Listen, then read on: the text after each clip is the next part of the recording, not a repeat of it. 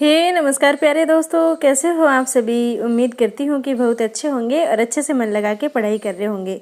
दोस्तों हम स्टार्ट करते हैं इस वीडियो को। देखिए फर्स्ट क्वेश्चन इसमें क्या पूछा गया है कि भूषण को हिंदी जाति का प्रतिनिधि कवि किसने कहा है। आपको बताना है कि भूषण को हिंदू जाति का प्रतिनिधि कवि किसने कहा है। ठीक है दोस्तों, तो बताइए आचार्य रामचंद्र शुक्ल ने कहा है, आचार्य हजारी प्रसाद द्विवेदी जी ने कहा है, डॉक्टर नगेंद्र ने, या फिर बच्चन सिंह ने।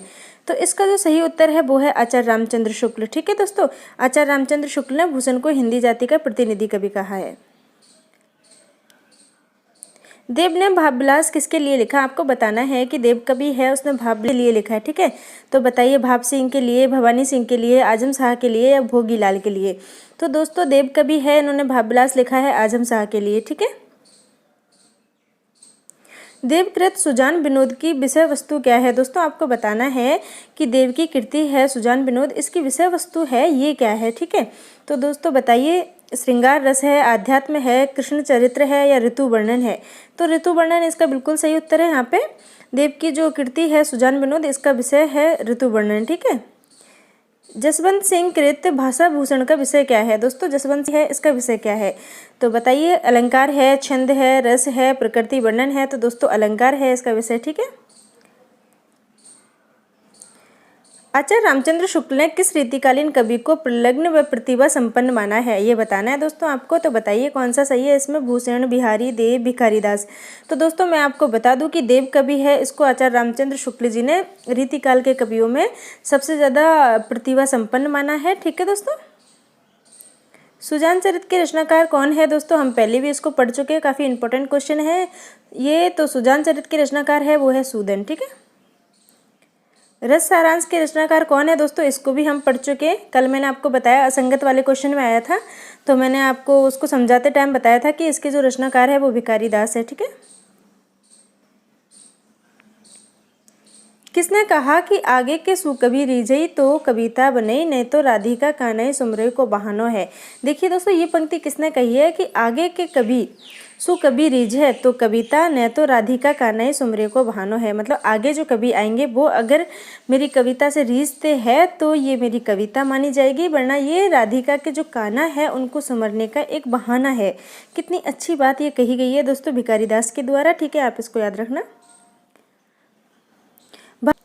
भाषा भूषण जो कृति है दोस्तों, इसका भूषण चंद्रिका के नाम से इसकी टीका लिखी है, वो किसने लिखी है। यहाँ पे ये पूछा गया है आपसे, तो आप बताइए किसने लिखी है। गुलाब राय ने लिखी है, दलपति राय ने लिखी है, गुलाब कवि ने लिखी है या थान कवि ने लिखी है। तो दोस्तों इसका जो सही उत्तर है वो है गुलाब राय। ठीक है, आप इसको याद रखिएगा। प्रबोध पचासा के रचनाकार कौन है। यहाँ पे आपको बताना है कि प्रबोध पचासा ग्रंथ है, इसके रचनाकार कौन है, काफ़ी इंपॉर्टेंट है दोस्तों, और इसके रचनाकार है पद्माकर। ठीक है, जगदीनोद के रचनाकार कौन है। आपको बताना है कि जगदीनोद है, इसके रचनाकार कौन है। तो दोस्तों इसका जो सही उत्तर है वो हिम्मत सिंह है, पहले भी हम इसको पढ़ चुके हैं। देखिए नेक्स्ट क्वेश्चन देखते हैं, सेनापति कृत कवित रत्नाकर की पहली तरंग का विषय क्या है। दोस्तों आपको बताना है कि सेनापति की जो कवित रत्नाकर नाम की जो पुस्तक है उसकी पहली तरंग है, उसका विषय क्या है। तो दोस्तों प्रकृति है उसका विषय। ठीक है, किसने कहा कि बिहारी सतसई है, ये श्रृंगार, भक्ति और नीति की त्रिवेणी मानी जाती है। दोस्तों बहुत ही शानदार बात है ये, और ये कही है डॉक्टर नगेंद्र ने। ठीक है, जो बिहारी सतसई है उसके बारे में कि श्रृंगार, भक्ति और नीति की त्रिवेणी कहा जाता है बिहारी सतसई को, ये डॉक्टर नगेंद्र ने कहा है। ठीक है दोस्तों, पूछा जा सकता है कि ये किसने कहा है। देखिए दोस्तों यहाँ पे पूछा गया है कि आचार्य रामचंद्र शुक्ल ने किस कवि की कविता के लिए प्रेम की पीर का प्रयोग नहीं किया है। ठीक है, आपको बताना है कि कौन से कवि की कविता है जिसके लिए प्रेम की पीर का प्रयोग नहीं किया है। तो दोस्तों देखो आलमकी के लिए किया है, बोधा की के लिए किया है, घनानंद की के लिए कहा है, लेकिन ठाकुर की के लिए इन्होंने नहीं कहा है प्रेम की पीर। ठीक है, तो ये यहाँ पे सही उत्तर हो जाएगा, क्योंकि हमें पता है कि आलम की, बोधा की, घनानंद की जो कविता है उसके लिए आचार्य रामचंद्र शुक्ल ने प्रेम की पीर की संज्ञा दी है। ठीक है, इसका प्रयोग किया है।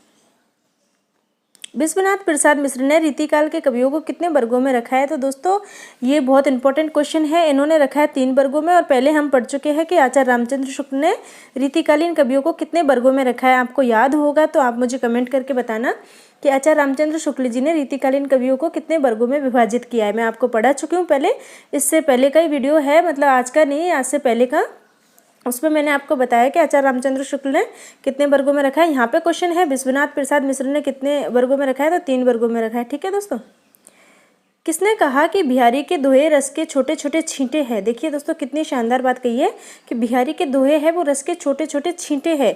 तो बताइए ये इतनी अच्छी बात किसने कही है दोस्तों। तो इसका जो सही उत्तर है वो है आचार्य रामचंद्र शुक्ल। आचार्य रामचंद्र शुक्ल जी ने कही है ये बात बिहारी के दोहे के बारे में। देव की किस रचना में ऋतु वर्णन है। आपको बताना है कि देव की कौन सी रचना है जिसमें ऋतु का वर्णन है। देवचरित में है, जाति विलास में है, सुजान विनोद में है या सुखसागर तरंग में है। तो इसका जो सही उत्तर है वो है सुजान विनोद। ठीक है, सी ऑप्शन सही है। शतरंज शतीका के रचनाकार कौन है। आपको बताना है कि शतरंज शतीका है इसके रचनाकार कौन है। तो बताइए दोस्तों, मतीराम है, देव है, पद्माकर है या फिर है भिखारी दास। तो सही उत्तर है इसका भिखारी दास। ठीक है। भाव पंचाशिका के रचनाकार कौन है। दोस्तों यहाँ पे आपको बताना है कि भाव पंचाशिका है इसके रचनाकार कौन है। रसनिधि है, निरुप शंभु है, बृंद है, सोमनाथ है। तो दोस्तों इसके जो रचनाकार है वो है बृंद कवि। ठीक है, ये है हमारा लास्ट क्वेश्चन इस पार्ट का। देख लेते हैं इसमें क्या पूछा गया है।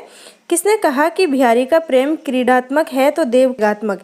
देखिए दोस्तों कितनी शानदार बात कही है कि बिहारी का अगर प्रेम क्रीडात्मक है तो देव का जो प्रेम है वो आवेगात्मक है। ठीक है, तो ये बात किसने कही है आपको तो ये बताना है। डॉक्टर बच्चन सिंह ने, रामस्वरूप चतुर्वेदी ने, आचार्य शुक्ल ने या फिर डॉक्टर नगेंद्र ने। तो दोस्तों इसका जो सही उत्तर है वो है डॉक्टर बच्चन सिंह। ठीक है, ए ऑप्शन बिल्कुल सही है। और हमारा ये पार्ट यहाँ पे खत्म हो रहा है। हम मिलेंगे नेक्स्ट पार्ट में। ठीक है दोस्तों, चलो तब तक आप सभी को बाय बाय। आप अच्छे से पढ़ाई करते रहिए। ठीक है दोस्तों, और दिल्ली का मौसम हो रहा है इतना मतलब ठंडा ठंडा, बहुत अच्छा, ऐसा लग रहा है जैसे बारिश आने वाली है। तो ऐसा नहीं है कि आप किताबों को रख के साइड में और सो जाओ। जो स्टूडेंट है उनके लिए ये सोने का समय बिल्कुल भी नहीं है दोस्तों, क्योंकि ये लॉकडाउन है ना, इस लॉकडाउन को आप अच्छे संदर्भ में लीजिए। मतलब कि सकारात्मक सोचिए कि ये आपके लिए बहुत ज़्यादा अच्छा है। स्टूडेंट के तौर पे अगर मैं देखूँ, मैं एक स्टूडेंट हूँ, तो मैं यूँ देखूँ कि ये लॉकडाउन मेरे संदर्भ में कैसा है, तो ये बहुत ही ज़्यादा अच्छा मौका है। अगर आपने किसी भी सब्जेक्ट को पढ़ना स्टार्ट किया है, आपको उसकी थोड़ी थोड़ी नॉलेज है, आप चाहते हो कि आपको ज़्यादा नॉलेज हो, तो आपकी नॉलेज बढ़ेगी। जो सपने आपने सोचे उनके प्रति आप बहुत आगे बढ़ जाओगे, मतलब आधे से ज़्यादा रास्ता आप तय कर लोगे। और ये समय ऐसा है कि कई बार क्या होता है कि हम पढ़ते रहते तो हमें बहाने बनाने पड़ते हैं कि मैं पढ़ रहा हूँ, मैं आ नहीं सकता, मैं ये नहीं कर सकती कुछ भी। तो अभी तो आपके सामने ऑलरेडी मतलब वो बहाने के रूप में लॉकडाउन है और आप घर पे हो, आपको खाना टाइम टू टाइम मिल रहा है, मम्मी या बहन जो भी आपकी है वो बना रही हैं। तो आप पढ़िए अच्छे से, इस टाइम को अच्छे से काम में लीजिए। ऐसे नहीं कि खाना खाया सो गए, कुछ भी अंटसंट वीडियो देखी। देखिए दोस्तों, मैं ये नहीं कह रही कि आप मत देखो, आप देखो, लेकिन 24 घंटे होते हैं और बहुत ज़्यादा होते हैं। मैं आपको गिनाने के लिए यहाँ बैठूंगी नहीं कि 24 घंटे में ये कर सकते हैं, और मैं करती हूँ तो मैं आपको बता सकती हूँ कि आप जैसा माइंड सेटअप करोगे ना वैसा सब कुछ हो जाएगा। अगर मैं ये सोचूं कि मुझे तो घर के इतने सारे काम होते हैं, सारे ही काम होते हैं, इतने सारे क्या, उसके अलावा खुद की पढ़ाई और उसके अलावा ये, तो आप सोचिए। लेकिन उसको कहने की ज़रूरत नहीं है, क्योंकि आप अपने दिमाग को जैसे लगाओगे ना वो वैसे ही लग जाएगा। अगर आप ये सोचोगे कि चलो खाना खा लेता हूँ और सो जाता हूँ, बाद में पढ़ लूँगा, बाद में नहा लूँगा, सब कुछ बाद में कर लूँगा, तो कुछ भी नहीं होगा दोस्तों। इसलिए आपको सोचना पड़ेगा। और आप अभी ये लॉकडाउन है ना, इसको अच्छे संदर्भ में लीजिए, पॉजिटिव सोचिए। ये आपके लिए एक बहुत मोटिवेशन है, सबसे बड़ी मोटिवेशन है ये आपके लिए। क्योंकि इसमें ना आप किसी कोचिंग में नहीं जा सकते, मार्केट में नई नई किताबें खरीदने नहीं जा सकते, और मतलब कुछ भी ऐसा नहीं कर सकते जिससे आपको डिस्टर्ब हो। आप पूरी तरह से इसमें मतलब उसने पाबंद कर दिए हो एक तरह से कि आप पढ़िए, सोचिए, अपने सपनों के बारे में विचार तो कीजिए अकेले में बैठ के। तो आप इसको एक स्टूडेंट के तौर पे लीजिए और अच्छे से मेहनत कीजिए। जब तक लॉकडाउन खुले तब तक आप बाहर निकलो ना अपने घर से, तो आपको ये फील आनी चाहिए कि चलो मैंने कुछ अच्छा किया लॉकडाउन में, मैंने अपने सब्जेक्ट को अच्छे से पढ़ लिया, मुझे ज़्यादा टेंशन नहीं है, मुझे फर्स्ट पेपर को सिर्फ पढ़ना पड़ेगा। या फिर आप किसी भी चीज़ की तैयारी कर रहे हो, तो मुझे ऐसा लगता है आपको अच्छे संदर्भ में देखना चाहिए। मैं तो बहुत अच्छे से देख रही हूँ और मेरा ध्यान जाता ही नहीं है उस तरफ कि ये हो रहा है वो हो रहा है, क्योंकि मैं तो हमेशा पढ़ने पढ़ाने में लगी रहती हूँ और पापा के साथ मस्ती, खाना पीना, बस यही। तो मेरे लिए तो ये लॉकडाउन बहुत अच्छा रहा है, अगर मैं एक स्टूडेंट के तौर पे देखूँ तो। और हाँ, अगर एक शिक्षिका के तौर पे देखूँ तो ये है कि मेरे जो बच्चे हैं स्कूल में उनका थोड़ा सा नुकसान हुआ है, पर मैं उनके लिए भी वीडियो रिकॉर्ड करके भेजती हूँ, क्योंकि ये रूल निकाल रखा है कि आपको आपके बच्चों के लिए वीडियो रिकॉर्ड करके लाइव क्लासेस देनी पड़ेंगी। तो वो सब मैं कर रही हूँ, तो इतनी भी ज़्यादा उनको नुकसान नहीं हो रहा है, क्योंकि सबसे पहले तो अपनी सेहत ज़रूरी होती है। तो आपसे मैं यही कहूँगी कि अगर आपका सोने का विचार हो रहा है ना, तो प्लीज़ सोना मत, इस वीडियो को देखो और जो भी किताब आप पढ़ रहे हो ना, सरस्वती पांडे पढ़ रहे हो या फिर कोई सी भी किताब पढ़ रहे हो जो आपने उठा रखी है, उसको पढ़ो। और नींद आ रही है ना तो लिखो, क्योंकि लिखते रहोगे तो नींद नहीं आएगी। और फिर भी नींद आ रही है तो चाय बनाओ, और चाय अच्छी नहीं लगती तो दूध पियो, कुछ भी करो लेकिन जगो और पढ़ो और अपने आप को बिठाओ, मजबूर कर दो अपने आप को बैठने के लिए। एक दिन हो सकता है कि आपको दिक्कत हो, नहीं लिखा जाए आपसे, नहीं पढ़ा जाए, नींद आए बार बार, हो सकता है। क्योंकि मैंने यूट्यूब स्टार्ट किया ना तो 20-20 क्वेश्चन लिखने में मुझे बहुत दिक्कत होती, क्योंकि लिखने की आदत है ना, मतलब इतनी ज़्यादा रही नहीं जितनी पहले थी। पर अब दोबारा से अब मेरी इतनी आदत हो गई कि मैं एक दिन में ना 300 400 500 कितने भी क्वेश्चन मेरे से लिखवा लो, बैठा लो और पढ़वा लो कितनी भी देर तक। मतलब अब मैं आपसे कह सकती हूँ कि मैं पूरे 14 घंटे एक साथ लगातार बैठ के पढ़ सकती हूँ, बस बीच में चाय मिल जाए, क्योंकि चाय के बिना नहीं रह सकती। पानी और चाय मिल जाए, खाना भी मत हो, कोई दिक्कत नहीं है, चने मेरे पास रखे। और दोस्तों मैं आपको बताऊँ, आप पढ़ो ना तो कुछ ना कुछ हल्का फुल्का खाते रहो। मैं तो बीच में ना मैंने चने रख रखे बहुत सारे भुने हुए, तो मैं पढ़ती रहती हूँ और वो खाती रहती हूँ।